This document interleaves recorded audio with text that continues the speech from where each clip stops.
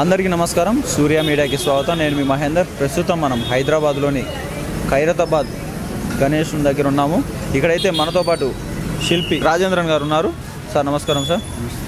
Sir Khairatabad Ganesh అంటే ఒక ప్రత్యేకం. దేశవ్యాప్తంగా కూడా ఖైరతాబాద్ వినాయకుడి కోసం చూసే పరిస్థితి. ఇప్పుడు ఎప్పటికన్నా కూడా భిన్నంగా ఈరోజు మట్టితో తయారు చేసిన విగ్రహాన్ని అయితే ప్రతిష్ఠించారు. ఎలా ఉంది సార్? ఎలా చేశారు? ఎంతమంది కష్టం? ఎన్ని రోజులు పట్టింది సార్? ఈ సంవత్సరం ఖైరతాబాద్ వినాయకుడిని ఇక్కడ ఉత్సవ కమిటీ చైర్మన్గా సుదర్శన్ గారు లాస్ట్ ఇయర్ వినాయకుడు నిమజ్జనప్పుడు చెప్పారు, వచ్చే సంవత్సరం మట్టిలో చేస్తామని. ఈ సంవత్సరం గవర్నమెంట్ ప్లాస్టర్ చేసుకోవచ్చు అన్నా కూడా ఆయన ఇచ్చిన మాట ప్రకారం ఈ సంవత్సరం ఈ వినాయకుడిని మట్టిలో చేయడం జరిగింది. దాదాపు 50 ఫీట్ హైట్తో పంచముఖ లక్ష్మీ గణపతిని చేయడం జరిగింది. పూర్తి అయ్యి యాక్చువల్లీ పెయింటింగ్ కూడా జరుగుతుంది. దీనికి 5 ప్రాంతం నుంచి ఆర్టిస్ట్ రావడం జరిగింది. మొట్టమొదటిసారి ఒరిస్సా వాళ్ళు కూడా ఈ సంవత్సరం వినాయకుడిలో పాల్గొనడం జరిగింది. ఎందుకంటే వాళ్ళు మట్టిలో చేసే వినాయకుడికి స్పెషలిస్టు. అందువల్ల వాళ్ళని, అలాగే ఇంతకుముందు పిఎఫ్ చేసే చెన్నై వాళ్ళు కానివ్వండి, తెలంగాణ, ఆంధ్రప్రదేశ్ అండ్ మహారాష్ట్ర వాళ్ళు కానివ్వండి, అందరూ కలిసి ఈ వినాయకుడిని 2 రోజుల క్రితమే పూర్తి చేసి అందరూ వెళ్ళిపోవడం జరిగింది. ఇప్పుడు పెయింటింగ్ వర్క్ రన్నింగ్లో ఉంది. ఇది కూడా 27వ తారీఖు అంతా పూర్తి అయ్యి ఈ వినాయకుడు 28 తారీఖు కర్రలు తొలగించి 29 దగ్గర పూజకు రెడీ అవుతుంది. అలాగే ఈ వినాయకుడితో పాటు వినాయకునితో పాటే లక్ష్మి మూసిక కూడా ఈ సంవత్సరం పెద్ద ఎత్తులో చేయడం జరిగింది. వినాయకుని రైట్ సైడ్లో కుమారస్వామి, లెఫ్ట్ సైడ్లో గాయత్రీదేవిని కూడా చేయడం జరిగింది. ఇవి అన్నీ కూడా ఈ సంవత్సరానికి ఇలాంటి వినాయకుడు చేస్తే అందరికీ మంచి జరుగుతుందని సిద్ధాంతి విఠల్ శర్మ గారు పంచాంగ చూసి చెప్పడం జరిగింది. దాన్ని బట్టి ఈ వినాయకుడు ఈ సంవత్సరం రూపించుకున్నారు. అయితే రాజేంద్ర గారు, పోయినసారి అయితే కరోనా పరిస్థితి వల్ల చాలామంది కళాకారులు అయితే రోడ్డున పడ్డ పరిస్థితి. ఇప్పుడు ఎలా ఉంది, అప్పుడు ఎలా ఉంది సిచ్యువేషన్? లాస్ట్ ఇయర్ కూడా వినాయకుడికి ఎలాంటి ఇబ్బంది జరగలేదండి. అంతకుముందు సంవత్సరం చాలా ఇబ్బంది పడ్డారు. ఈ సంవత్సరం కూడా మేము మట్టిలో చేస్తున్నామని ఆల్రెడీ ప్లాస్టర్ ప్యారిస్ చేసుకున్న వినాయకులకి ఎలాంటి ఇబ్బంది కలగకూడదని మేము గవర్నమెంట్ని కూడా కోరుకున్నాము. నెక్స్ట్ ఇయర్ కావాల్సిందే ముందే చెప్పేస్తే వాళ్ళు పిఓపిలో తయారు చేయరు.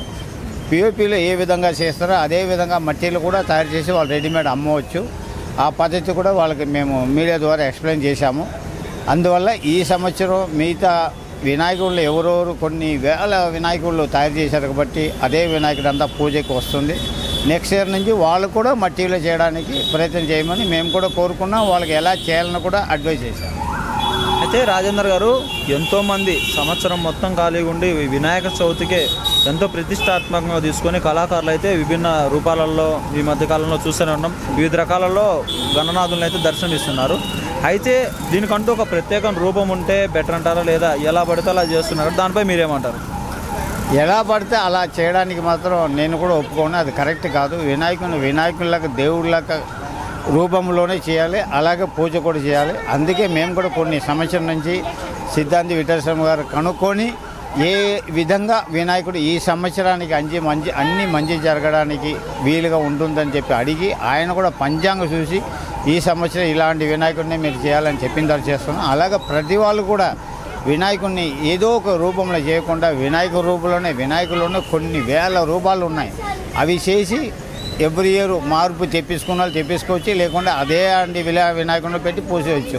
వినాయకుడు ఇలాగ ఉండాలని ఏమి లేదు. వినాయకుడిలాగా డిఫరెంట్ స్టైల్లో చేయవచ్చు. అయితే రాజేంద్ర గారు, పోయినసారి వినాయక చవితికి ఈసారి వినాయక చవితి డిఫరెంట్ ఏంటంటారు? పోయినసారి వినాయక చవితి అప్పుడు కూడా లైట్గా మాకు కరోనా ఉంది. ఈ సంవత్సరం ఎలాంటి ఇది లేదు కాబట్టి మెయిన్గా కొంతమంది మాత్రం నాలాగా ఏజ్ అయిన వాళ్ళు మాస్క్ పెట్టడం జరుగుతుంది. అసలు ఎవరు కూడా మాస్క్ కూడా పెట్టుకోవట్లేదు.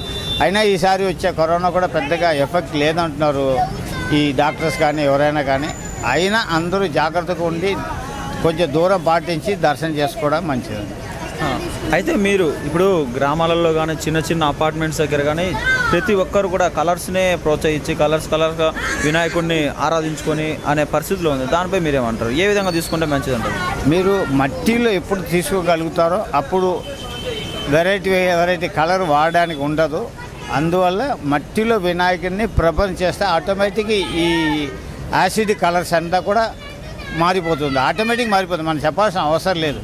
పిఓపి కాబట్టి ఏదైనా కలర్ వేసుకోవచ్చు, కానీ ఇందులో వేయడానికి లేదు కాబట్టి మట్టిలోనే వెళ్ళిపోతే ఎవరిని మనం ఇలా చేయండి అలా చేయండి చెప్పడానికి అవసరం లేదు కాబట్టి ఆటోమేటిక్గా మార్పు వచ్చేస్తుంది. అయితే చివరిగా మీరేమంటారు? మట్టి వినాయకులను ప్రోత్సహిద్దామంటారా? మట్టి వినాయకునే చేయమని నేను కూడా అడ్వైజ్ చేస్తాను. ఎందుకంటే మేము కూడా ఒక 10 years నుండి ట్రై చేస్తూనే ఉన్నాము. ఎవ్రీ ఇయర్ నెక్స్ట్ ఇయర్ చేస్తామని అలాగే పోస్ట్ మానేసే వస్తుంది. ఈ సంవత్సరం కంపల్సరీ మట్టిలో చేయాలని డిసైడ్ అయ్యి మట్టిలోనే చేసాం. ఇక్కడి నుంచి ఈ వినాయకుడు ఎంత ఎత్తులో ఉన్నా కూడా మట్టిలోనే తయారవుతుంది. అంటే 5 అడుగులు 10 అడుగులు అంటే చాలా సింపుల్గా ఎవరైనా చేస్తారు మట్టిగా చేయమన్నా ప్రోత్సాహం. కానీ మీరంతా దేశానికే మీరు ఒక ఆదర్శంగా నిలిచే పరిస్థితి. ఇప్పుడు 50 అడుగుల మట్టి విగ్రహం అది నిలబడదా అనే పరిస్థితులు కూడా చాలా. మీకు ఎలా ఉంది స్టార్టింగ్లో? మీకు వచ్చిందా భయం? లేదండి, నేను స్టార్టింగ్లోనే ఫస్ట్ కర్రపూజ రోజే ఈ వినాయకుడిని నేను తయారు చేసి నిమజ్జనానికి తోలిసుకెళ్తా అన్న.